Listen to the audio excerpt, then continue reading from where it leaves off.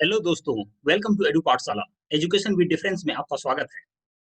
आज मैं आपको हिस्ट्री का, एंशिएंट हिस्ट्री का तीसरा सेट आपको बताने जा रहा हूँ, सेट थर्ड, जो कि काफ़ी ज़्यादा इम्पोर्टेंट क्वेश्चन है, आने वाले एग्ज़ाम के लिए बहुत ही ज़्यादा हेल्पफुल रहेगा।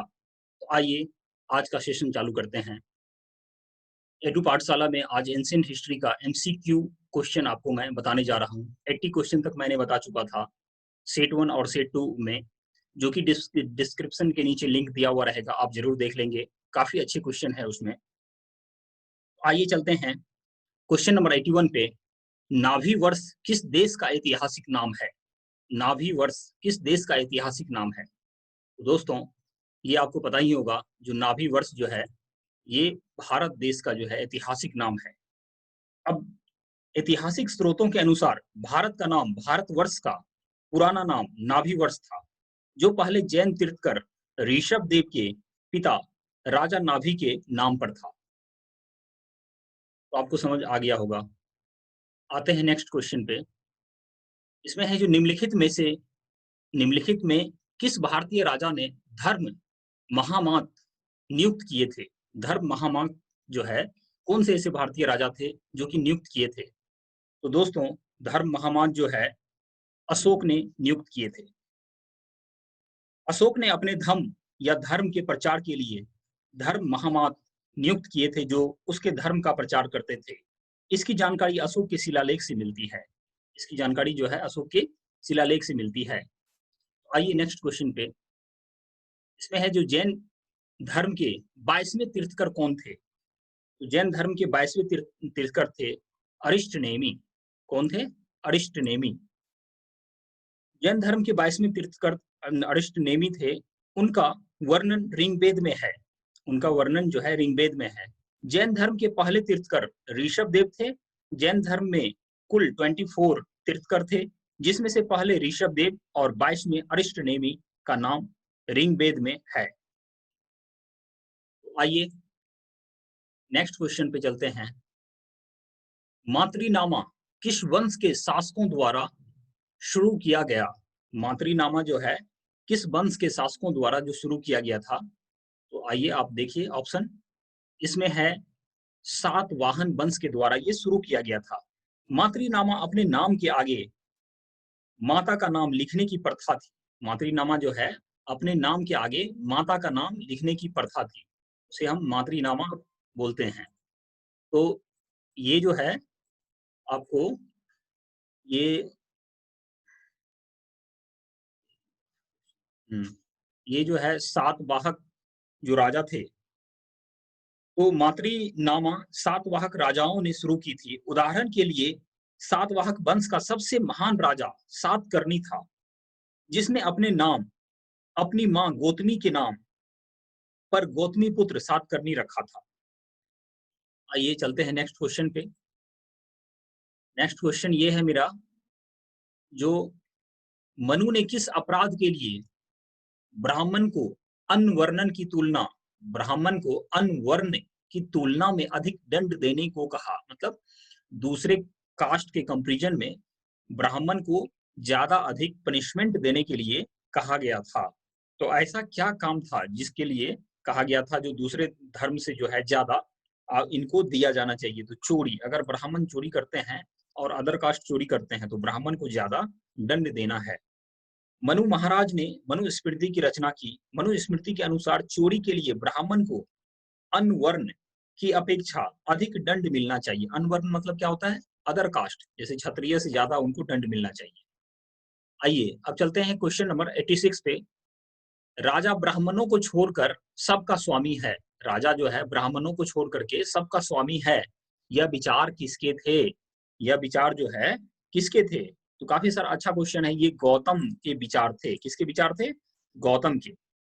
राजा ब्राह्मणों को छोड़ करके सबका स्वामी है, यह विचार गौतम धर्मसूत्र का था। गौतम धर्मसूत्र की रचना गौतम ऋषि के ऋषि ने की थी। गौतम धर्मसूत्र हिंदू धर्म के 4 धर्मसूत्रों ने में से जो है सबसे पुराना, प्रमाणिक और श्रेष्ठ धर्म है। सबसे पुराना और प्रमाणिक श्रेष्ठ धर्म माना जाता है। अब आइए क्वेश्चन नंबर 86 87 पे चलते हैं। इसमें है जो किस चोल राजा ने मालदीव को जीता था? मालदीव को किस चोल राजा ने जीता था? तो राजराज ने जीता था, राजराज ने जीता था। राजराज चोल चोल वंश का एक प्रमुख राजा था।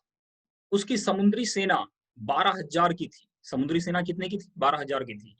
उसने श्रीलंका और मालदीव को जीत करके अपनी समुद्री शक्ति का परिचय दिया था। इसके अलावा उसने कलिंग को भी जीता। चोल वंश 3री सदी से 11वीं सदी तक राज करने वाला दक्षिण भारत का एक प्रमुख वंश था।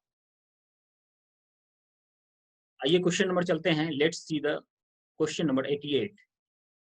कल्पद्रुम की रचना किसने की? कल्पद्रुम की रचना जो है किसने की? तो कल्पद्रुम की रचना दोस्तों लक्ष्मीधर ने की थी। लक्ष्मीधर, कल्पद्रुम की रचना लक्ष्मीधर ने की। यह गहरवाल वंश का था। गहरवाल वंश का मंत्री था। गहरवाल वंश कन्नौज का राजपूत क्षत्रिय वंश था। इसका महान राजा गोविंद चंद्र था और अंतिम राजा जयचंद्र था, जो मोहम्मद गौरी से लड़ते हुए मारा गया। मोहम्मद गौरी से लड़ते हुए जयचंद्र जो मारा गया था। अब आइए क्वेश्चन नंबर चलते हैं 89 पे। इसमें है जो अशोक के ब्राह्मी शिलालेख को सर्वप्रथम किसने पढ़ा? अशोक का जो ब्राह्मी शिलालेख था, इसको सर्वप्रथम जो है किसने पढ़ा था? ब्राह्मी शिलालेख को अशोक का जो पढ़ने वाला था, देखिए इसमें जेम्स प्रिंसेप, किसने पढ़ा था? जेम्स प्रिंसेप ने पढ़ा था। अशोक का जो ब्राह्मी शिलालेख था उसको जेम्स प्रिंसेप ने पढ़ा था। ऑप्शन नंबर ए इसका सही आंसर है, जेम्स प्रिंसेप। जेम्स प्रिंसेप 1799 से लेके 1840 एक इंग्लिश विद्वान था। वह यंग बंगाल आंदोलन का प्रारंभक था। उसने सर्वप्रथम अशोक के शिलालेखों को पढ़ा और सर्वप्रथम उन्हें उनसे ही ब्राह्मी लिपि को पढ़ा। पहले अशोक के शिलालेख को पढ़ा और उनसे ही ब्राह्मी लिपि को पढ़ा। Let's see the next question, question number 90। चावल की खेती के प्रथम साक्ष्य कहाँ से प्राप्त है? चावल की जो खेती होती थी उसका जो प्रथम साक्ष्य है, जो मिला है, कहाँ होती थी, ये कहाँ से है? यह दोस्तों बेलन घाटी से है। किस घाटी से है? बेलन घाटी से है। चावल की खेती के प्रथम साक्ष्य बेलन घाटी से प्राप्त हुए हैं। यह स्थान उत्तर प्रदेश के इलाहाबाद में है, जो अब नाम हो गया उनका प्रयागराज, है ना। ये बेलन घाटी इलाहाबाद में है, वहां से ये साक्ष्य प्राप्त हुए हैं। Let's see the question number 91। Sindhu घाटी सभ्यता के किस स्थल से अग्नि वेदिकाएं प्राप्त हुई है? अग्नि वेदिकाएं जो है सिंधु घाटी की किस स्थल से प्राप्त हुई है? तो दोस्तों ये मैं आपको बताना चाहूंगा, ये जो हुई है ये कालीबंगन से। कहां से? कालीबंगन से हुई है, कालीबंगन से। कालीबंगन सिंधु घाटी सभ्यता का एक प्रमुख स्थल है। यहाँ से ऊंटों की हड्डी, ऊंट जो है उसकी हड्डी, अग्नि वेदिकाएं, जुते हुए खेत आदि प्रमुख साक्ष्य प्राप्त हैं। तो दोस्तों आपको अगर ऊंटों की हड्डी, अग्नि वेदिकाएं तो पूछ ही डाला है, जुते हुए खेत के बारे में पूछे तो कालीबंगन ही आपको टिक करना है। आइए क्वेश्चन नंबर चलते हैं 92 पे। पाली ग्रंथों में निगंथना निपुत किसे कहा गया है? पाली ग्रंथों में निगंथना निपुत किसे कहा गया है? तो ये जो है ये महावीर स्वामी को कहा गया है। किसको कहा गया है दोस्तों? महावीर स्वामी को कहा गया है। पाली भाषा में महावीर स्वामी को निगंठना निपुट कहा गया है। महावीर स्वामी जैन धर्म के अंतिम और 24वें तीर्थकर थे। अंतिम और 24वें तीर्थकर थे। आप ये भी क्वेश्चन याद रखेंगे, काफी सारे एग्जाम में हमेशा आते हैं। किस गुप्त राजा को लिच्छवी द्रोहित्र कहा जाता है? किस गुप्त राजा को लिच्छवी द्रोहित्र कहा जाता था? तो ये इसको कहा जाता था समुद्रगुप्त को। समुद्रगुप्त को कहा जाता था। समुद्रगुप्त चंद्रगुप्त प्रथम का बेटा था। वह चंद्रगुप्त की पत्नी लिच्छवी राजकुमारी का पुत्र था। चंद्रगुप्त की पत्नी लिच्छवी राजकुमारी का पुत्र था। इसी कारण से समुद्रगुप्त को लिच्छवी दोहित्र कहा जाता था, अर्थात लिच्छवियों की पुत्री का पुत्र, लिच्छवियों की पुत्रियों का पुत्र समुद्रगुप्त को कहा जाता था। अब आइए क्वेश्चन नंबर चलते हैं 94 पे। मौर्य काल के दौरान राजस्व की वसूली कौन सा अधिकारी करता था? मौर्य काल के समय जो है राजस्व की जो वसूली होती थी, वह कौन सा अधिकारी करता था? ये संहर्ता संहर्ता संहर्ता जो अधिकारी था। मौर्य काल के दौरान राजस्व विभाग का मुख्य अधिकारी संहर्ता होता था, जिसका कार्य पूरे राज्य के राजस्व की वसूली था। राजस्व को का प्रमुख स्रोत क्या था? कृषि था, खेती था, एग्रीकल्चर था। आइए क्वेश्चन नंबर चलते हैं 95 पे। गुप्त काल के दौरान स्वर्ण सिक्कों की कमी और गुप्त काल के बाद सिक्कों की कमी का क्या कारण था? देखिए, इसमें ये कहा गया है कि गुप्त काल के दौरान जो है स्वर्ण मतलब गोल्ड कॉइन की जो कमी थी, और गुप्त काल के बाद जो कॉइन की कमी का क्या कारण था? उसके बाद जो है कॉइन की कमी का क्या कारण था? तो दोस्तों, इसमें व्यापार में गिरावट गिरावट आई थी। क्या आई थी? व्यापार में गिरावट आई थी। गुप्त काल में सिक्कों को का कम होना तथा गुप्त काल के बाद सिक्कों के अकाल का कारण व्यापार में गिरावट था। समझ गए आप? Let's see the next question 96। निम्नलिखित में से स्थान अष्टम स्थान ऐसे बोल दिए, अष्टम स्थान कौन सा नहीं था? अष्टमा स्थान जो है कौन सा नहीं था? तो दोस्तों, ये तक्षशिला तक्षशिला जो है ये अष्टमा स्थान नहीं था। महात्मा बुद्ध से जुड़े 8 स्थान लुम्बिनी, गया, सारनाथ, कुशीनगर, श्रावस्ती, शकाश, राजगिरी और वैशाली को बौद्ध ग्रंथों में अष्ट महास्थान के नाम से जाना जाता है। तो तक्षशिला जो है इसमें नहीं थे। क्वेश्चन यही पूछा जा रहा था।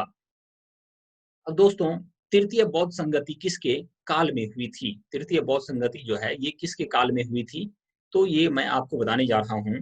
जो तृतीय बौद्ध संगति जो है ये अशोक के काल में हुई थी। किसके काल में हुई थी? अशोक के काल में। तृतीय बौद्ध संगति अशोक के काल में हुई थी, यह पाटलिपुत्र में हुई थी। तृतीय बौद्ध संगति के अध्यक्ष कौन थे? गौमलीपुत्र तिस्त थे। गौमलीपुत्र तिस्त थे। अब आइए question number, let's see the question number 98। इसमें है गौतम बुद्ध को किस उम्र पर ज्ञान प्राप्त हुआ था? गौतम बुद्ध को किस उम्र पर ज्ञान प्राप्त हुआ था? तो दोस्तों, ये 35 जो एज था उनका, गौतम बुद्ध को 35 वर्ष की उम्र में एक बट वृक्ष के नीचे ज्ञान प्राप्त हुआ था। बट वृक्ष के नीचे ज्ञान प्राप्त हुआ था। इसका डिटेल में आप जान सकते हैं, लेकिन अभी क्वेश्चन एमसीक्यू कर रहे हैं। गौतम बुद्ध का एकमात्र पुत्र था। गौतम बुद्ध का जो है एकमात्र पुत्र था, उसका नाम क्या था? राहुल, रोहित, चन्ना, इसमें से कोई नहीं। दोस्तों, ये आपको पता ही होगा, गौतम बुद्ध के जो एक पुत्र थे उसका नाम था क्या? राहुल। राहुल नाम था। गौतम बुद्ध की पत्नी का नाम यशोधरा था। उसका एक पुत्र राहुल था, जिसका जन्म 534 ईस्वी पूर्व में हुआ था। कब हुआ था? 534 ईस्वी पूर्व में हुआ था।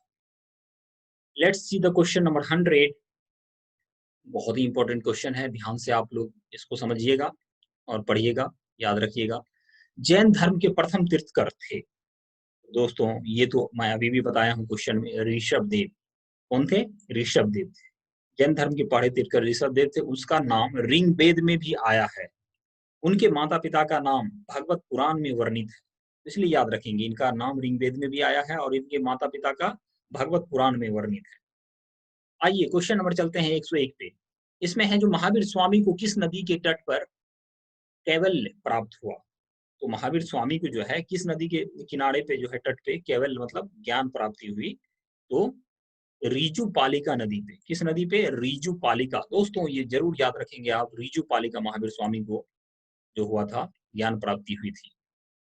अब आइए क्वेश्चन नंबर चलते हैं 102 पे। इसमें महावीर स्वामी का जन्म कब हुआ था? दोस्तों, ये बहुत बार पूछा गया क्वेश्चन है। 540 ईस्वी पूर्व में हुआ था। 540 ईसा पूर्व में हुआ था महावीर स्वामी का जन्म। Option number A 540। Mahavir Swami का जन्म 540 ईसा पूर्व में वैशाली के कुंड ग्राम में हुआ। उनका बचपन का नाम वर्धमान था। उनके पिता का नाम सिद्धार्थ और माँ का नाम त्रिशला था। तो आप ये याद रखेंगे, से रिलेटेड मैं सारी जानकारी आपको दे रहा हूँ।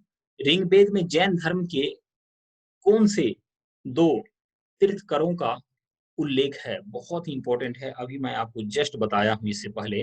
जो ऋग्वेद में जैन धर्म के जो है तीर्थंकरों का जो उल्लेख है, इसमें ऋषभदेव और अरिष्टनेमि का है। किसका है? ऋषभदेव और अरिष्टनेमि का, ये दोनों का उल्लेख मिलता है। दोस्तों, इसमें क्या है, ऋषभदेव, ऋग्वेद में जैन धर्म के 2 तीर्थंकरों का उल्लेख है। ऋषभदेव जो पहले तीर्थंकर थे और अरिष्टनेमि जो 22वें तीर्थंकर थे। तो आप ये भी याद रखेंगे, जो पहले और 22वें तीर्थंकर का उल्लेख है ऋग्वेद में, है ना? पहले कौन थे? ऋषभदेव, और अरिष्टनेमि किनमें थे? 22वें थे। आइए क्वेश्चन नंबर 104 पे चलते हैं। जैन धर्म के अनुसार तीर्थंकर महावीर का पहला शिष्य कौन था? जैन धर्म के अनुसार जो है तीर्थंकर महावीर का पहला शिष्य कौन था? तो दोस्तों, ये बहुत सारे एग्जाम में पूछा जाता है।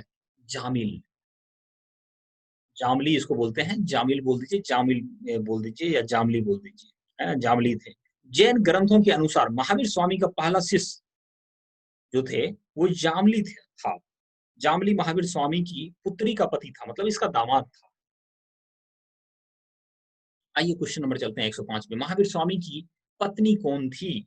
महावीर स्वामी जो है इसकी पत्नी कौन थी? तो यशोदा, यशोदा, यशोदा का नंद लाला यशोदा। महावीर स्वामी का नाम वर्धमान था। उनकी पत्नी यशोदा थी, जो समवीर नामक राजा की पुत्री थी। किसकी? समवीर नामक राजा की पुत्री थी। आइए क्वेश्चन नंबर चलते हैं 106 पे। महावीर स्वामी किस कुल के से संबंधित थे? ये क्वेश्चन बहुत ही इंपॉर्टेंट है। अभी रिसेंटली किसी एग्जाम में पूछा गया था, है ना? और ये बहुत ही है इंपॉर्टेंट है। तो जंत्रिक कुल के ये से संबंधित थे। अभी मैं इसका आपको डिटेल बताने जा रहा हूँ। महावीर स्वामी जंत्रिक कुल से संबंधित थे। वे जाति से क्षत्रिय थे, जाति से क्षत्रिय थे, लेकिन कुल क्या था? जंत्रिक। महावीर स्वामी का जन्म वैशाली के कुंड ग्राम में हुआ था। उनके पिता का नाम सिद्धार्थ और मां का नाम त्रिशला था। उसके उनके पिता छोटे से राज के राजा थे। तो दोस्तों, मैं हर एक क्वेश्चन में आपको डिटेल बताते जा रहा हूँ, तो आप इन्हें नोट डाउन भी करते जाइएगा। महावीर को महापरिनिर्वाण कहाँ प्राप्त हुआ? महापरिनिर्वाण कहाँ प्राप्त हुआ महावीर को? दोस्तों, ये भी काफी सारे एग्जाम में हमेशा पूछे जाते हैं। पावापुरी में हुआ था। कहाँ हुआ था? पावापुरी में। तो पावापुरी में महापरिनिर्वाण हुआ था इनका। तो आप इन्हें याद रखेंगे। महावीर स्वामी जैन धर्म के 24वें तीर्थंकर और अंतिम थे। उन्हें 72 साल की उम्र में 468 ईसा पूर्व में पावापुरी में निर्वाण प्राप्त हुआ था। 540 में ये इनकी जन्म हुई थी और 468 ईस्वी में पावापुरी में निर्वाण प्राप्त हो गए थे। अब आइए क्वेश्चन नंबर चलते हैं 108 पे। प्रथम जैन संगति संगीति कहाँ हुई थी? मतलब ये एक तरह का संगठन होता है, मतलब ये जैन धर्म का जो है सम्मेलन होता है, ये सम्मेलन बोल दीजिए। तो ये दोस्तों पाटलिपुत्र में प्रथम हुई थी। पहला कहाँ हुई थी? पाटलिपुत्र में हुई थी। प्रथम जैन संगति पाटलिपुत्र में हुई थी। इसमें जैन धर्म के पूर्ववर्ती ग्रंथों की जगह 12 अंगों की रचना हुई। जैन धर्म का जो पुराना जो ग्रंथ था, उसके जगह पे 12 अंगों की रचना हुई थी। इस संगति के अध्यक्ष स्थलबाहु थे। कौन थे अध्यक्ष इसके? स्थलबाहु। आइए क्वेश्चन नंबर चलते हैं 109 पे। द्वितीय जैन संगति कहाँ हुई थी? द्वितीय जैन संगति कहाँ हुई थी? ये बल्लभी में हुई थी। कहाँ हुई थी दोस्तों? याद रखेंगे, बल्लभी में। पहली पाटलिपुत्रा में, द्वितीय बल्लभी में। द्वितीय जैन संगति 512 ईसा में हुई थी। इसमें 12 अंग और उपांग की रचना हुई थी। पहली में क्या हुई थी? पूर्ववर्ती ग्रंथों की जगह पे 12 अंग हुई थी, और 12 अंग के अलावा इसमें एक उपांग को ऐड कर दिया गया। तो आप इन्हें जरूर याद रखेंगे। अब आइए क्वेश्चन नंबर चलते हैं 110 पे। तो 110 क्वेश्चन नंबर पे चलते हैं। इसमें ये बताया गया है जो श्वेतांबर किसके नेतृत्व में विकसित हुआ था? तो दोस्तों, मैं ये बात बता देना चाहता हूँ आपको, स्थलबाहु, स्थलबाहु के नेतृत्व में जो है श्वेतांबर विकसित हुआ था। जैन धर्म 2 पंथों में बट गया था। कितने पंथों में बट गया था? 2 पंथों में। क्योंकि पटना में, बिहार में, जब पाटलिपुत्र में जब अकाल आ गया था, तो वहां पे जैन धर्म जो है 2 पंथों में बट गया था, श्वेतांबर और दिगंबर। अब श्वेतांबर जो श्वेत वस्त्र धारण करते थे, यह स्थलबाहु के नेतृत्व में विकसित हुआ था। और दिगंबर जो वस्त्रहीन रहते थे, और ये भद्रबाहु के नेतृत्व में विकसित हुआ था। तो आप समझ ही गए होंगे। अब आइए क्वेश्चन नंबर चलते हैं 111 पे। दक्षिण भारत के जैन धर्म में किसके नेतृत्व में फैला था? दोस्तों, अभी मैं आपको बताया हूँ दक्षिण भारत के भद्रबाहु। भद्रबाहु जब दो अलग-अलग में जब बँट गए थे, तो जो मतलब दिगंबर थे वो चले गए थे दक्षिण भारत, और श्वेतांबर थे वो उत्तर भारत में रह गए थे। दक्षिण भारत में जैन धर्म भद्रबाहु के नेतृत्व में फैला। भद्रबाहु ने ही चंद्रगुप्त मौर्य को जैन धर्म की दीक्षा दी थी। बहुत ही इंपॉर्टेंट क्वेश्चन है। भद्रबाहु ने ही चंद्रगुप्त मौर्य को जैन धर्म की दीक्षा दी थी, इसलिए ये भी क्वेश्चन काफी इंपॉर्टेंट है, पूछे जाते हैं। कर्नाटक में जैन धर्म का प्रचार किसने कराया? कर्नाटक में जो है जैन धर्म का प्रचार किसने करवाया? अभी मैंने दोस्तों आपको बताया था भद्रबाहु ने क्या किया था, साउथ में चंद्रगुप्त मौर्य को दीक्षा दिया था। तो किसने कराया? तो चंद्रगुप्त मौर्य ने करवाया, चंद्रगुप्त मौर्य ने करवाया। तो कर्नाटक में जैन धर्म का प्रचार चंद्रगुप्त मौर्य ने किया। उसने जैन मुनि भद्रबाहु से दीक्षा ली और अपना अंतिम समय श्रवणबेलागोला में बिताया। कहाँ बिताया? श्रवणबेलागोला में बिताया। तो काफी ही इंपॉर्टेंट क्वेश्चन आपके सामने आ रहे हैं। अब अशोक का जो पौत्र है कौन था जिसने जैन धर्म को स्वीकार किया? अशोक का जो पौत्र था वो कौन था जो कि जैन धर्म को स्वीकार किया, है ना? संप्रति संप्रति था, उसका नाम था क्या? संप्रति, जो कि जैन धर्म को स्वीकार किया था। अशोक बौद्ध धर्म का अनुयायी था, लेकिन अशोक के पौत्र संप्रति ने जैन धर्म को स्वीकार किया। आइए क्वेश्चन नंबर चलते हैं। तो ये इंपॉर्टेंट हो जाता है। अशोक बौद्ध धर्म के थे और ये जैन धर्म के उनके पौत्र जो थे संप्रति, वो जैन धर्म को किया था, इसलिए कंफ्यूज नहीं करना है दोस्तों, याद रखना है। अब आइए, महावीर स्वामी ने जैन धर्म के 5 महाव्रतों में कौन सा महाव्रत जोड़ा था? महावीर स्वामी जो थे वो 5 महाव्रत को जोड़ा था, उसमें से जो है 5 महाव्रत को जोड़ा था, तो कौन सा महाव्रत को जोड़ा गया था? अब आइए दोस्तों देखते हैं, इसमें ब्रह्मचर्य ब्रह्मचर्य पहले से ऐड नहीं था। जैन धर्म के 5 महाव्रत जो थे वो उसमें अहिंसा था, मतलब हिंसा न करना। दूसरा सदा सत्य बोलना। उसके बाद था चोरी न करना, अस्तेय, ब्रह्मचर्य ब्रह्मचर्य जो ये 5वां था, यही था। और तो उसके बाद एक जो था अपरिग्रह, मतलब धन का संग्रह न करना। इसमें ब्रह्मचर्य महावीर स्वामी द्वारा जोड़ा गया था, जो 5वां था ब्रह्मचर्य, ये महावीर स्वामी द्वारा जोड़ा गया था। दोस्तों याद रखेंगे इन्हें। आइए क्वेश्चन नंबर चलते हैं 115 पे। बौद्ध धर्म और जैन धर्मों में क्या समानता है? बहुत ही इंपॉर्टेंट क्वेश्चन है ये, बहुत सारे एग्जाम में पूछा जाता है। तो देखिए, दोनों ने जाति प्रथा का विरोध किया, दोनों ने पुनर्जन्म का सिद्धांत माना, दोनों ने अहिंसा और सत्य का प्रचार किया। तो दोस्तों ये बिल्कुल ही सारे के सारे ऑप्शन सही हैं। तो ऑप्शन नंबर डी, उपरोक्त सभी, मतलब एबव ऑल, जितने भी है सब सही है। तो ये हो गया। अब दोनों धर्म और अहिंसा का तो प्रचार किए ही थे, दोनों धर्मों ने सत्य का भी प्रचार किए थे, अहिंसा और सत्य का किए थे। दोनों ने पुनर्जन्म का सिद्धांत माना, जो पुराना जन्म होता है। दोनों ने जाति प्रथा का विरोध किया, जाति प्रथा का दोनों ने विरोध किया था। तो दोस्तों ये उपरोक्त सभी जो है ये सत्य है, तो आप इन्हें बिल्कुल ही याद रखेंगे, इसमें कोई भी नहीं करके दे देगा ऑप्शन। हर्षचरित की रचना किसने की? दोस्तों ये भी बहुत ही क्वेश्चन इंपॉर्टेंट है। बाण भट्ट ने क्या किया था? हर्षचरित्र की रचना की थी। बाण भट्ट हर्षचरित्र, हर्षवर्धन के राजकवि थे। बाण भट्ट जो है हर्षवर्धन के राजकवि थे। उन्होंने कादम्बरी नामक नाटक की रचना की। उन्होंने हर्ष के जीवन पर आधारित हर्षचरित्र की भी रचना की थी। आइए let's see the question number 117 117।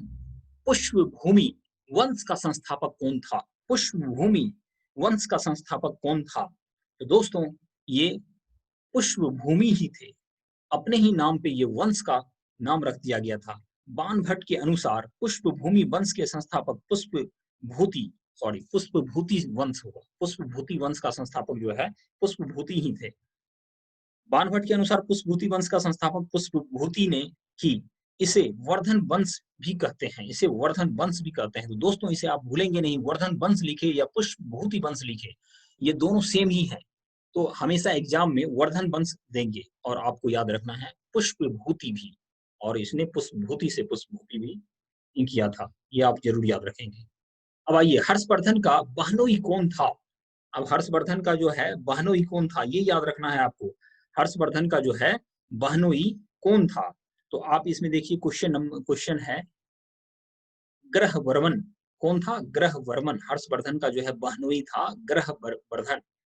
Harshvardhan के बहनोई का नाम ग्रहवर्मन और बहिन का नाम, जो सिस्टर का नाम, राजश्री था, है ना? ग्रहवर्मन की हत्या गौर के राजा शशांक ने की, है ना? उसकी सिस्टर का नाम क्या था? राजश्री। आइए क्वेश्चन नंबर 119 पे चलते हैं। हर्षवर्धन के जीजा ग्रहवर्मन को किसने मारा? देखिए, आपको मैंने अभी जस्ट बताया था, जो उसके जीजा जो किसने मारा था? गौर का राजा शशांक ने मारा था। किसने मारा था? गौर का राजा शशांक ने मारा था। हर्षवर्धन के जीजा ग्रहवर्मन को गौर के राजा शशांक ने मारा। हर्ष की सिस्टर राजश्री वन में आत्मदाह करने जा रही थी। हर्ष ने उन्हें खोज निकाला तथा राज प्राप्त करने के बाद गौर के राजा शशांक को पराजित किया। क्या किया? गौर के राजा शशांक को भी पराजित किया। उसकी सिस्टर जो है आत्मदाह करने जा रही थी। बहुत बड़ी बात है। कादम्बरी किसने लिखी थी? अब देखिए दोस्तों, कादम्बरी जो है ये किसने लिखी थी? कादम्बरी जो है बाण भट्ट ने लिखी थी। किसने लिखी थी? बाण भट्ट ने।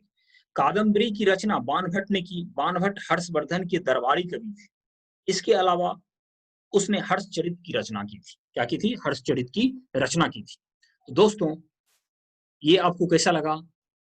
40 क्वेश्चन का ये सेट मैंने, तीसरा सेट मैंने आपको बताया, और बाकी सेट जो है आपको डिस्क्रिप्शन लिंक में मिल जाएंगे, जो कि 1 और 2 है। उसमें भी एंशिएंट हिस्ट्री से रिलेटेड काफी अच्छे क्वेश्चन हैं। तो आने वाले एग्जाम, बिहार एसएससी मेंस का एग्जाम है, बिहार एसआई दरोगा मेंस का एग्जाम है, और बिहार बीपीएससी प्री का एग्जाम है। इसके लिए आपको बहुत ही हेल्पफुल रहेगा ये। तो दोस्तों, आप जो है इन्हें, हमारे चैनल को, एडू पाठशाला को लाइक, सब्सक्राइब एंड शेयर जरूर करें, और अपने दोस्तों को बताएं। Thank you very much.